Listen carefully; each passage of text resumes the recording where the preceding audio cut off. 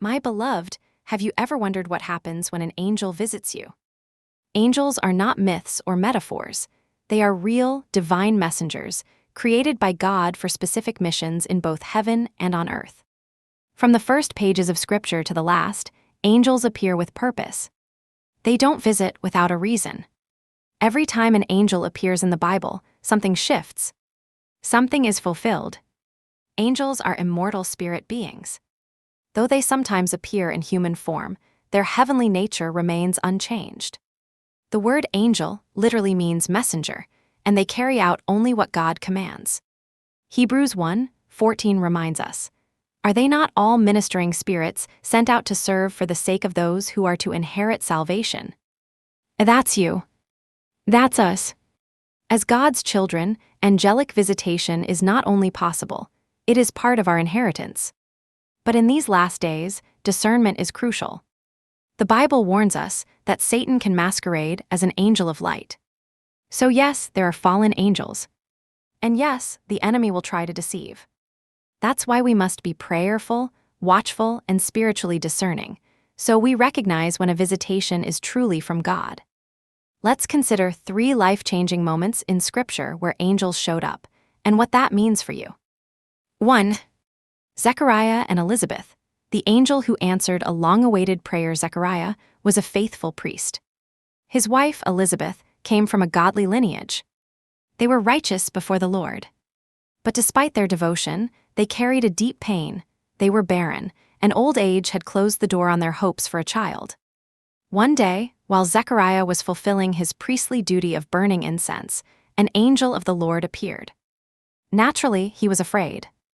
Angelic visitations often bring a holy awe that shakes the soul. But the angel brought good news. Your prayer has been heard. Your wife will bear a son. This was not just about a baby. It was about destiny. The angel Gabriel, who always comes bearing divine revelation, shared instructions for raising John, who would prepare the way for Jesus. The message was clear. When God sends a blessing, he often includes specific instructions to protect, preserve, and steward what he's giving you. So when an angel visits, it may come with a word of guidance. Write it down. Remember it. That word will anchor you when challenges arise. 2. Mary, the angel who declared the impossible. Mary was a humble young woman, living quietly, engaged to Joseph. She never expected heaven to break into her life. But one day, the angel Gabriel appeared again, saying, "Rejoice, highly favored one. The Lord is with you." Mary was shocked, as any of us would be. And like many of us today, she asked, "How can this be?" She was a virgin, and what the angel said seemed impossible. But Gabriel replied with words that still echo across generations. For with God, nothing will be impossible. Luke 1:37, maybe you're in Mary's shoes. God has promised you something, and every natural sign says it's impossible. But heaven doesn't operate by human rules. When an angel visits you, it may be to declare that the miracle you thought could never happen is already in motion. Hold on. Believe. What seems delayed is not denied. Declare it now in faith. There is nothing God cannot do. 3. Peter, the angel who delivered from bondage after Jesus ascended, persecution increased. Herod arrested and killed James. Then he arrested Peter too, intending to execute him. But while Peter was bound in prison, surrounded by guards, something happened. In Acts 12, we read, "Suddenly an angel of the Lord appeared, and a light shone in the cell. The chains fell from Peter's wrists. The angel led him past the guards, past the iron gates, and into freedom." Beloved, you may feel like Peter right now, imprisoned by fear, addiction, sickness, or spiritual warfare.